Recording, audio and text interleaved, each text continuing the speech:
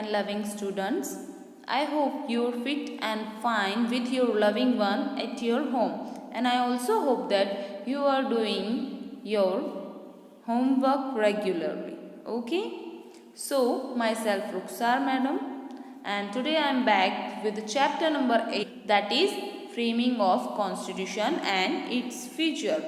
Okay, this chapter is physically from civics portion of your textbook. So today we will study about civics. After getting independence, the big challenge for India is to framing its constitution to govern our country. Okay, so in this chapter that is totally available about how the constitution framework done and what is the features of constitution and what is constitution. So let us start the chapter with the constitution meaning. Okay, but before starting, as always, I suggest you, if you haven't read the chapter, you must read the chapter once. Okay, so now I am going to explain you line by line. Okay, let's start.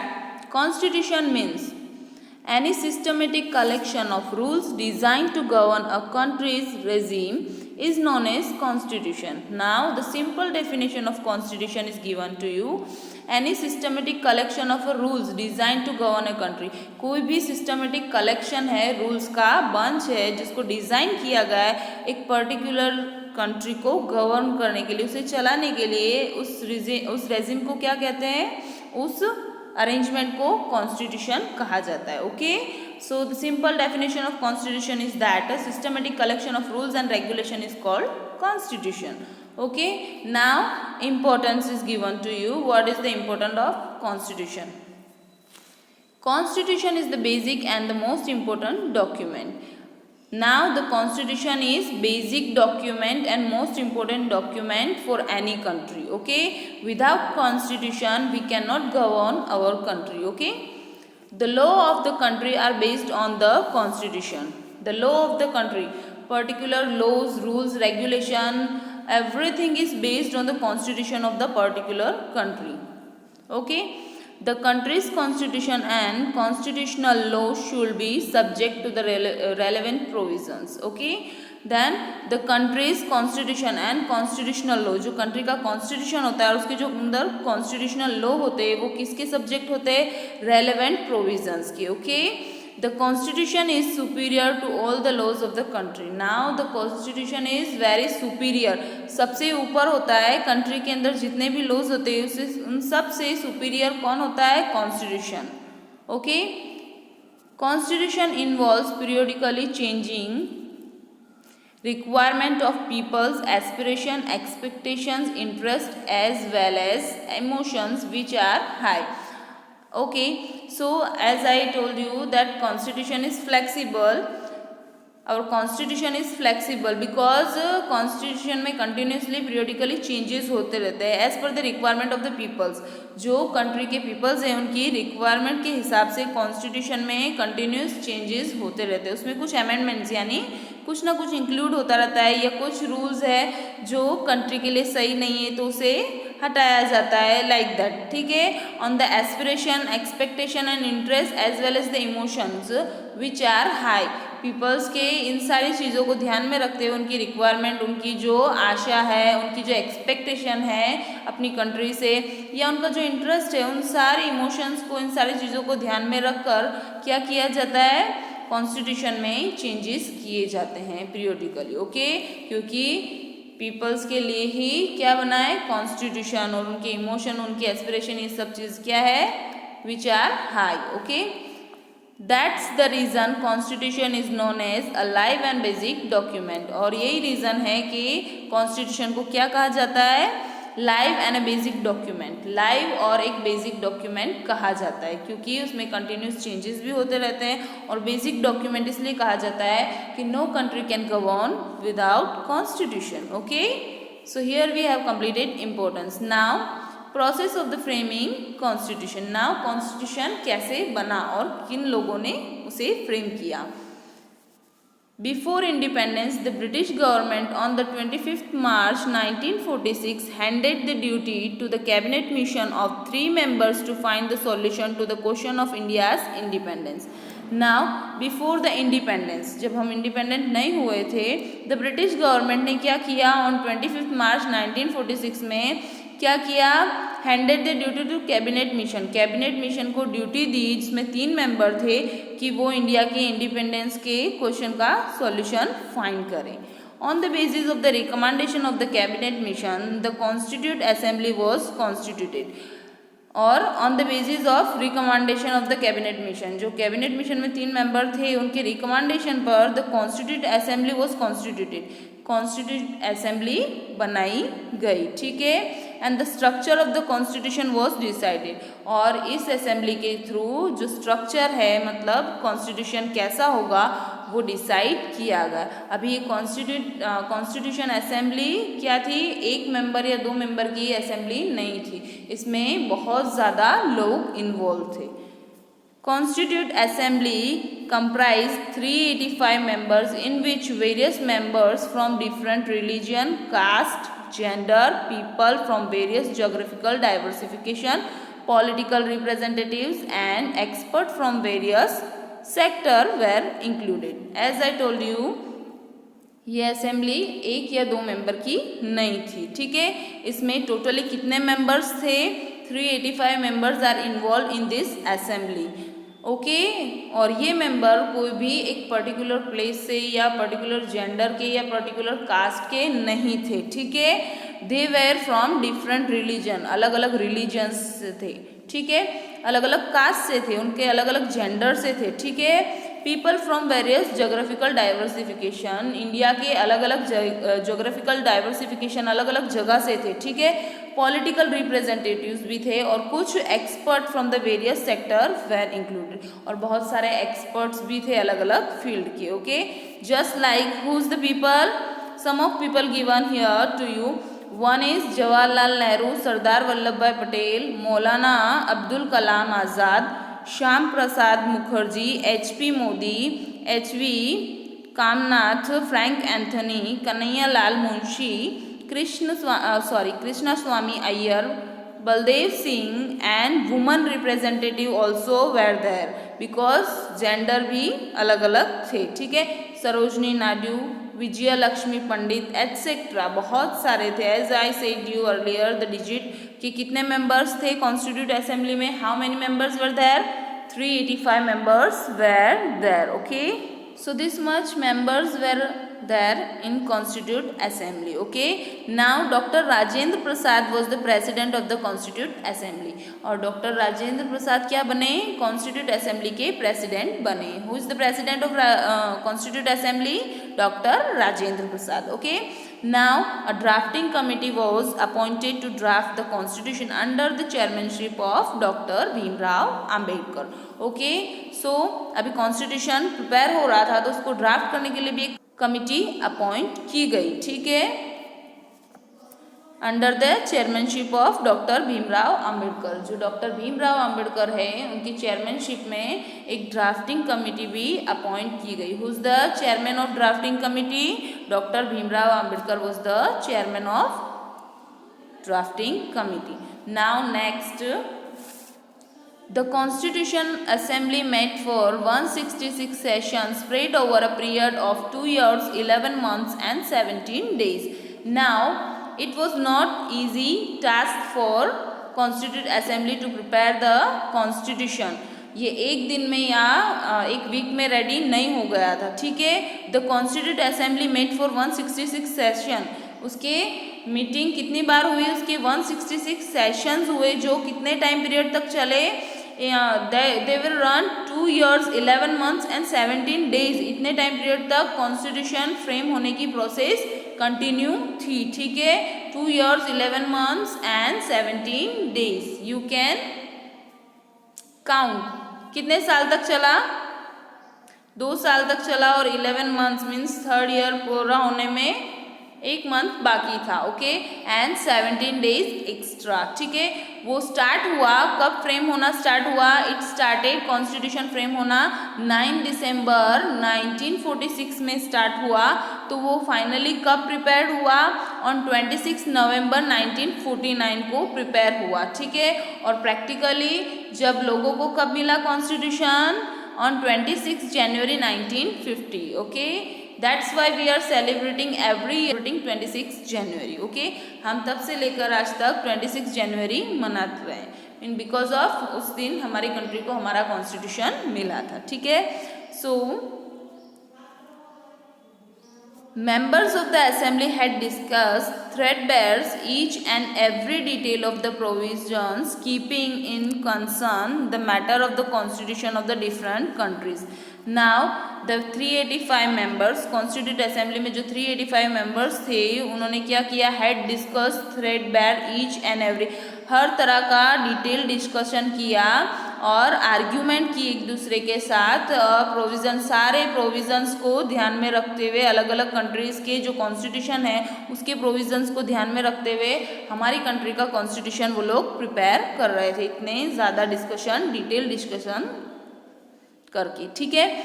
In this constitution there are 295 articles and 8 appendices, okay. क्या है ये जो हमारी country का जो constitution बना starting में जब वो फ्रेम हुआ तो उसमें 295 आर्टिकल्स थे और 8 अपेंडिसेस थे, ठीक है, आफ्टर अमेंडमेंट्स। लेकिन उसमें कुछ चेंजेस करने के बाद कितने हो गए वो? With 395 articles and 9 appendices, okay. कितने हो गए? 395 आर्टिकल्स हो गए और 9 अपेंडिसाइज हो गए, ठीक है। The Constitution Assembly was framed on 26 November 1949.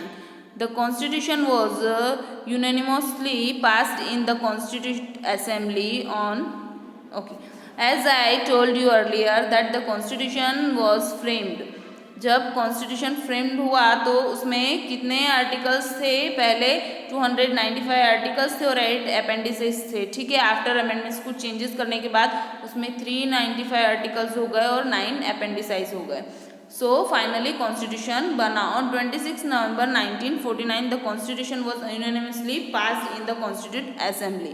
Unanimously pass हुआ, कहाँ पर पास हुआ? कॉन्स्टिट्यूट असेंबली में ऑन 26 जनवरी 1950। मतलब फाइनली बन के रेडी था हमारा कॉन्स्टिट्यूशन, उसने बनना, फ्रेम होना स्टार्ट किया था 9 दिसंबर 1946 को, ठीक है। लेकिन फाइनली वो कब प्रिपेयर हुआ? 26 नवंबर 1949। You have to remember that on 26 January 1950 को constitution of India came into existence. क्या मिला हमें? हमारी कंट्री का कॉन्स्टिट्यूशन मिला, ठीक है। India was declared a republic nation. और जब हमें हमारा कॉन्स्टिट्यूशन मिला, कॉन्स्टिट्यूट एग्जिस्टेंस में आया, तो इंडिया को तब से लेकर क्या डिक्लेयर कर दिया गया? एक रिपब्लिक नेशन डिक्लेयर कर दिया गया। There after every year on 26 January we celebrate republic day. तब से लेकर आज तक हम क्या कर रहे हैं? 26 जनवरी मना रहे हैं, republic day. On 26 January we are celebrating our republic day with national farewell, ठीक है। एक नेशनल फेस्टिवल के तरीके से हम 26 जनवरी को हर साल सेलिब्रेट करते हैं, ठीक है। In the Indian constitution we have 4 lions as a national emblem and the national slogan Satyameva Jayate, truth will always win. In our Indian constitution, हर कंट्री का अपना अपना कॉन्स्टिट्यूशन होता है और हमारी कंट्री का भी कॉन्स्टिट्यूशन फ्रेम हो चुका था finally. So our Indian constitution, हमारे इंडियन कॉन्स्टिट्यूशन में क्या था? We have 4 lions as a national emblem. हमारे कॉन्स्टिट्यूशन में 4 लायंस थे एज ए नेशनल एम्बलम की तरीके से। और उसमें क्या था? नेशनल स्लोगन लिखा हुआ था, विच वन दैट सत्यमेव जयते, जिसका मीनिंग होता है ट्रूथ विल ऑलवेज विन, सत्य की हमेशा जीत होती है, okay. Next, the constitution provide for the citizenship rights and duties of the people, directive principles of the state policy, union state relations, elections and emergency provisions. Now constitution हमें क्या provide कर रहा था? कॉन्स्टिट्यूशन प्रोवाइड फॉर सिटीजनशिप, हमें citizenship provide कर रहा था, हमारे राइट्स प्रोवाइड कर रहा था, हमारी ड्यूटीज़ क्या है बीइंग एन इंडियन सिटीजन्स, ठीक है, लोगों की ड्यूटीज़ क्या है, directive principle of state policies, मतलब जिस स्टेट को गवर्न करना है तो उसके डायरेक्टिव प्रिंसिपल्स क्या है, यूनियन स्टेट रिलेशंस के provisions, election and emergency provisions, ये सारी चीज़ें हमें कौन प्रोवाइड कर रहा था, our constitution is providing to us, okay. So next, this the constitution of India is the most detail and elaborated national document, इसीलिए जो इंडिया का कॉन्स्टिट्यूशन है बहुत ही ज़्यादा डिटेल और एलोबरेट, यानी उसे बहुत डिटेल और एलोबरेट यानी समझाया गया ऐसा नेशनल डॉक्यूमेंट है, ठीक है। So here we have understand the process of framing the constitution, किस तरह से कॉन्स्टिट्यूशन बना और उसमें कितने मेंबर थे और वो कितने टाइम पीरियड तक उसकी प्रोसेस चली, ठीक है, और जब वो फ्रेम हुआ तो उसमें कितने आर्टिकल्स और अपेंडिसाइज थे, ठीक है, और कब बनना रेडी हुआ था और कब फाइनली वो रेडी हो गया और कब हमारे इंडिया को उसका कॉन्स्टिट्यूशन मिला। We have seen in this process of the constitution. Now let us see preamble. What is preamble? Okay, let's see preamble. The preamble is the core and important part of the constitution. Now what is preamble? Preamble is most important and core part of the constitution. Constitution का एक part है, ठीक है, और बहुत ही important part है। Indian constitution begins with the preamble. Now Indian constitution की शुरुआत ही प्रीएम्बल से होती है, ठीक है। The word written in the preamble highlight the soul of the constitution, जो वर्ड्स प्रीएम्बल में लिखे हुए हैं वो क्या करती है, वो words highlight the soul of the constitution, constitution की सोल को हाईलाइट करते हैं, ठीक है। हमें अगर वो जो वर्ड्स प्रीएम्बल में लिखे हैं अगर हम उसे रीड करते हैं तो हमें उसे क्लियर इंसाइट मिलती है कि what is available into the constitution, which rules regulation, which provisions are available in the constitution, okay. So the preamble is look like this. Preamble is the most important part of our constitution. You can see here the preamble, there are few words are given to you, that is sovereign, socialist, equality, justice, liberty, fraternity, okay. So these words gives us clear insight into the constitution. That's why it is called the soul of the constitution. Now turn the page, come on the page number 58. Let us see some more about the preamble. The preamble remained unchanged till 1976. अभी preamble कैसा रहा बनने के बाद, जब हमारा constitution frame हो गया था तो 1976 तक प्रीएम्बल अनचेंज रहा, जैसा था वो जैसे फ्रेम हुआ था वैसा ही रहा। और as I said to you our constitution is flexible, उसमें चेंजेस होते रहते हैं पीरियडिकल, ओके। सो जब फ्रेम हुआ कॉन्स्टिट्यूशन तो 1976 तक प्रीएम्बल अनचेंज रहा, जैसे बना था वैसा ही था। इन 1976 the other words socialist, secular, unity and integrity of the nation were added, okay. Then after 1976 में क्या हुआ, उसमें कौन से वर्ड्स ऐड किए गए, सोशलिस्ट, ठीक है, सेक्युलर, यूनिटी एंड इंटीग्रिटी, ये सारे वर्ड उसमें ऐड किए गए, किसमें, प्रीएम्बल में, okay. The preamble verbalise the fundamental objective of the constitution, AIIMS, ideas and principles. Now preamble क्या करता है, वर्बलाइज यानी रिफ्लेक्ट करता है फंडामेंटल ऑब्जेक्टिव्स, जो हमारे फंडामेंटल ऑब्जेक्टिव्स है उसे वर्बलाइज करता है कॉन्स्टिट्यूशन के, ठीक है। एम्स मतलब कॉन्स्टिट्यूशन के बनने के पीछे उसका एम्स क्या है, उसके आइडियाज क्या है, उसके प्रिंसिपल्स क्या है, ये सारी चीज कौन रिफ्लेक्ट करता है, preamble, okay. Therefore the preamble straightway gives a clear insight of the rule of welfare. तो preamble हमें क्या प्रोवाइड करता है, क्लियर, straightway मीन्स बहुत ही simply, clear insight for the rule of the welfare means जो रूल ऑफ वेलफेयर है उसमें क्लियर इंसाइट प्रोवाइड करता है। The preamble reflects the constitution framer psyche, okay.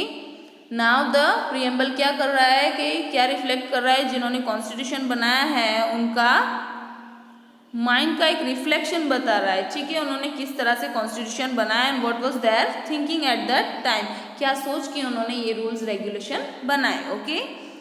Now Let us see importance of preamble. Why the preamble is important to us. Okay. The preamble as a soul of the constitution is also an important necessity. Now preamble as the soul of the constitution. Now we have discussed that preamble is the soul of constitution is also a important necessity. वो बहुत ज़रूरी है because to understand the framing of any law or interpretation preamble gives proper guidance. अगर आपको किसी भी law को समझना है उसका interpretation करना है ठीक है तो preamble हमें एक proper guidance provide करता है. Okay. To understand the policy behind the framing of any law, preamble plays an important role. To understand the policy behind framing any law, कोई भी law बना है उसके पीछे की policy समझने के लिए preamble बहुत ही important role play करता है. ठीक है. Without preamble, we cannot understand the policy behind the framing of law. ठीक है. So this was the importance of preamble. The preamble is useful tool to avoid the trouble in the interpretation of the constitution. preamble एक बहुत ही useful tool कहा गया है उसे. बहुत ही useful tool है किस चीज़ में हम उसकी मदद से बहुत सारे ट्रबल अवॉइड कर सकते हैं जो कॉन्स्टिट्यूशन को इंटरप्रिटेशन करने में हमें आते हैं. ठीक है.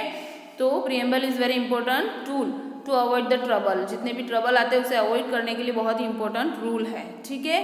कॉन्स्टिट्यूशन इंटरप्रिट करने में. When any ambiguity or obscure detail in law arises, preamble helps in understanding and interpreting the law. जब हमें कुछ भी मतलब कुछ डिफ़िकल्टी आती है या कुछ भी हार्ड पड़ता है समझने में, ambiguity और obscure detail in law arises, मतलब कुछ भी लॉ समझने में या इंटरप्रेट करने में हमें कोई भी डिफ़िकल्टी आती है कुछ हार्ड पड़ता है तो preamble help us in understanding and interpreting the law. Preamble हमारी मदद करता है और उसकी मदद से हम उस लॉ को इंटरप्रेट कर सकते हैं और अच्छे से समझ सकते हैं. Preamble serve as a compass to understand the provision of constitutional law. ना प्रीएम्बल क्या हमें प्रीएम्बल एक कंपास सर्व कर रहा है किस चीज़ के लिए to understand the provisions of constitutional law. Constitutional laws के प्रोविजंस समझने में. Preamble is nation's unity, integrity and is the standard crust of the brotherhood among the citizens who are having noble sentiments and ideals. Now preamble is nation's unity. क्या है preamble? nation की unity है, integrity है and is the standard crust of the brotherhood among the citizens. citizens के अंदर जो brotherhood है ठीक है भाईचारा who are having noble sentiments and ideals, जिनको लोगों को एक दूसरे के प्रति noble sentiments है ideals है ये सारी चीज़ reflect करता है. preamble is backed by high ideals and goals. preamble किस तरह से बनाया गया है? backed by the high ideals and goals. उसमें high ideals है goals है. okay. so here we have understand what is the importance of preamble. ठीक है. preamble is the soul of the constitution. it gives us clear insight into the constitution. so we will continue the rest of the chapter that is pillar of the preamble in my part 2 video. so I hope dear student you have understand the constitution meaning and its important and how is the process of framing the constitution even preamble. okay. my explanation is enough for your studies. so we will continue the rest of the chapter in part 2 video. so keep watching. stay home. Stay safe. thank you.